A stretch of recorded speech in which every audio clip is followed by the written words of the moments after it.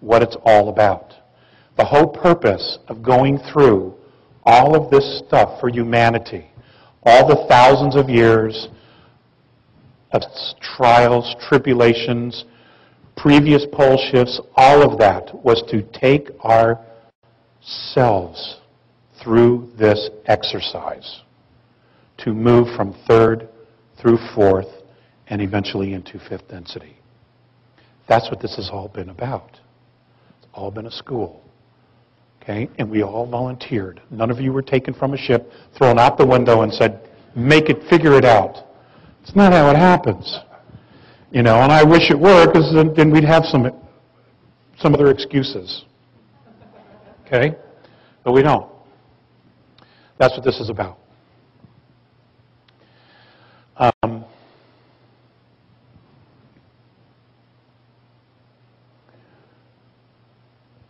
More and more people, probably many of you in this room, are going to begin to have contact. It's happening. It's going to happen all over the world. Okay? It's going to be picked up exponentially. Many of the races who have been here studying us, and I would suggest that you research the work of Colonel Wendell Stevens, because he's the foremost authority on contactees around the world. His books are available. There have been many, many races here studying us. They know us better than we know ourselves. And many of them are stepping forward and are going to be stepping forward to say, okay, we are going to participate in this process to help move us along, because they understand us. They've been here around us, amongst us. They've observed us. They know the challenges we have. Okay, many of those specific races have been in exactly the same place as we are now. And they knew how to get through the hurdles, and they knew how to get through the traps, or to avoid the traps that apparently we may be stumbling into here. Okay?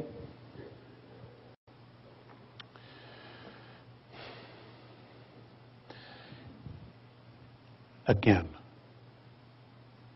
I know many of you in this room, if not all of you, have devoted an amazing amount of time into developing yourselves, into finding your balance, to finding your strength, to finding out who you are, what you are, and to find out exactly where you are, so that you know where you stand. Okay? Bravo. You deserve every accolade there is. The next step for you, now that you've been there, is to help create the world. What is it that we want the world to look like? Okay? It's us. We have to do this. No one else is going to do this for us. It has to be a grassroots level. All it takes is conversation, discussion.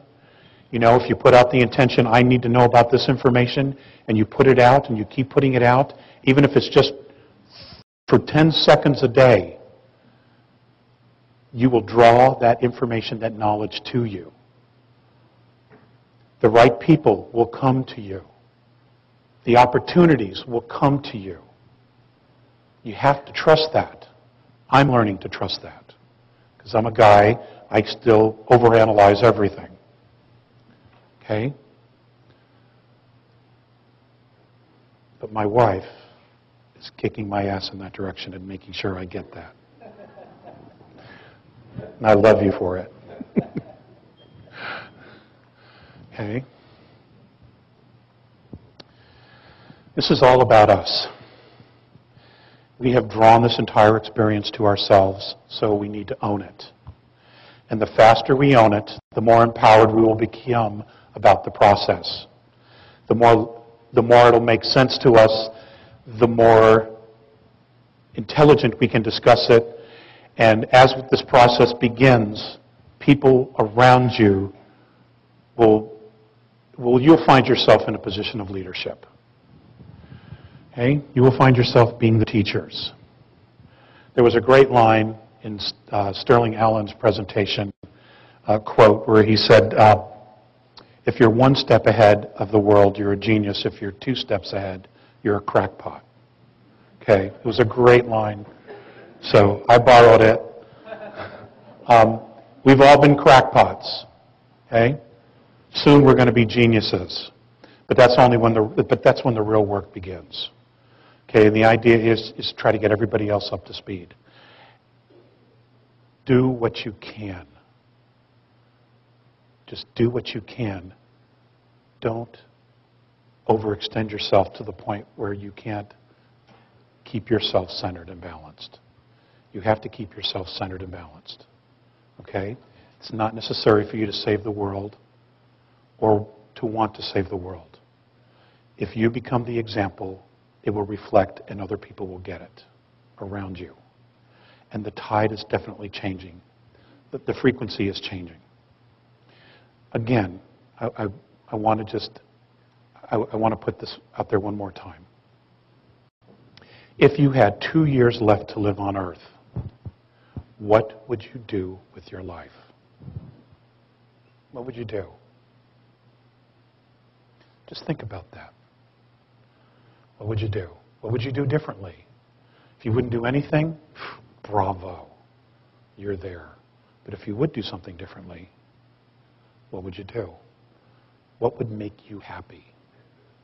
Okay? My wife has a great expression. We're all sitting on the G waiting for the O. Okay?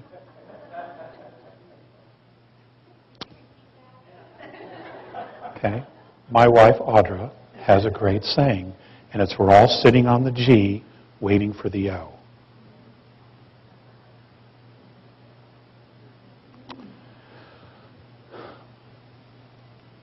Ladies and gentlemen,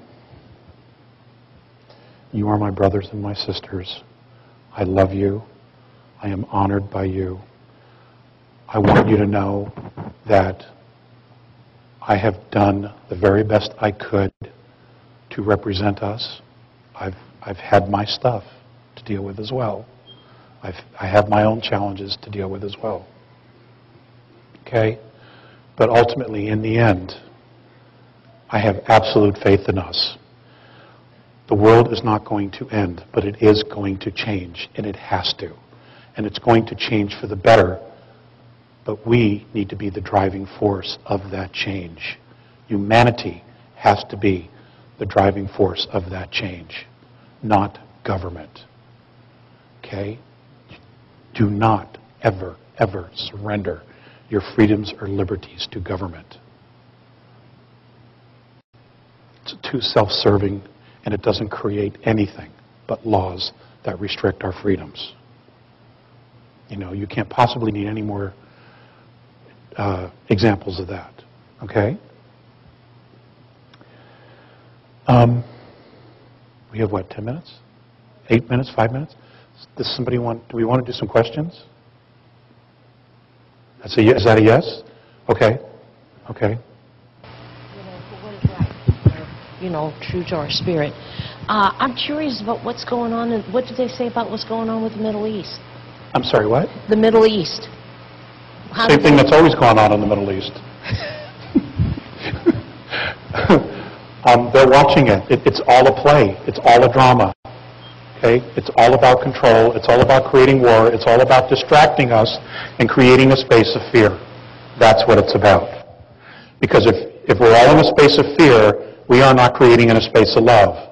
When we're in fear, we basically imprison ourselves. We put ourselves in a box. When we're not in fear, we are free to create. In fear, they're in control. In love, we're in control. That's all it is. It's the same drama that's been playing itself out for 4,000 years.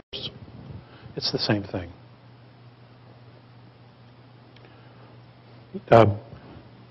Yes, ma'am. Contact. What is there a good way to prepare for that, or is there certain signs to look for, or that's a great question. Clues? That's a great question. It seems silly, but I can't honestly tell you one way that's better than another. What I would do if I were you is I would create your own ritual. Create your own ritual, make it holy, make it sacred to you. create your own process of what feels safe and comfortable for you and where it is. Okay? And just allow it to be. And then tell the universe, tell the Creator, you're ready. This is what you want. But create the space. Go through your ritual. Again, set up your own protocols for how you would want that to work in order for you to feel safe. Because when it happens, it's a shock. It is a shock. It's an amazing shock, but it's a shock. Because your first reaction is going to be, oh shit, it's real. Okay? And then, you'll move through that. They know that. They already know that. Okay?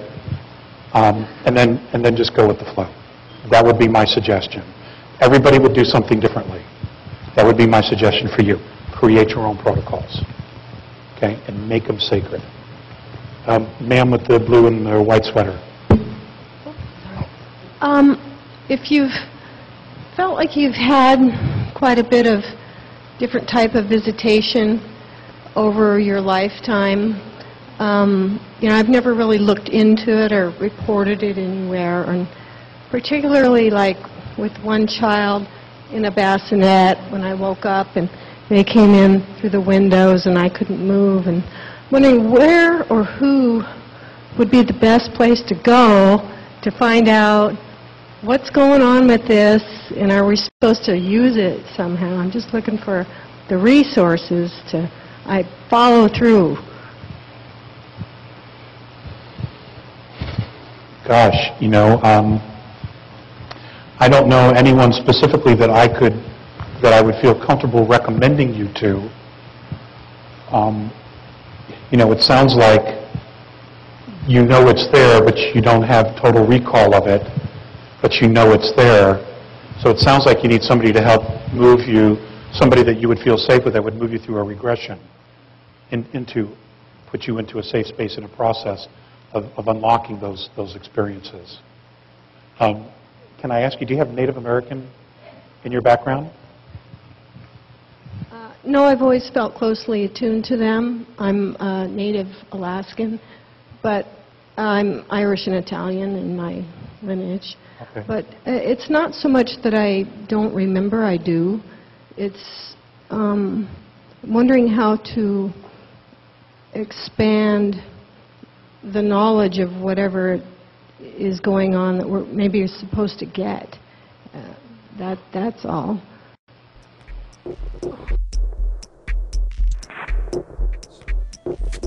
It's pretty awesome. If we could figure that out for cars, like SUVs, that'd be awesome. Make them small, compact, so when you open the door, they're like motorhomes. That would be kicking. That would be. And essentially, that's what they've been able to do. Yeah.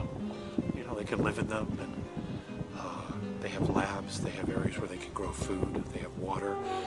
They have areas where they're.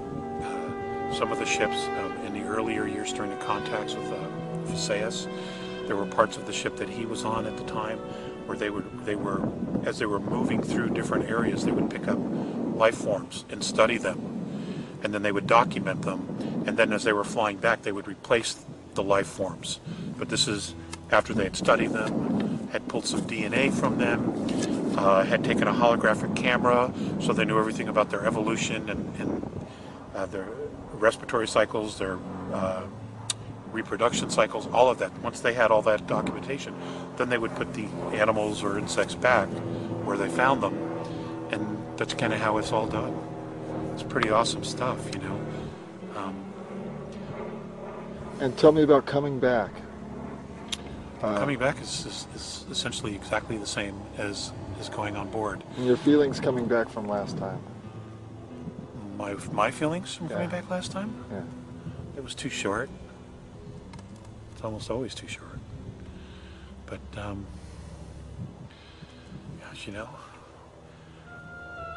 it's kind of gotten pretty regular.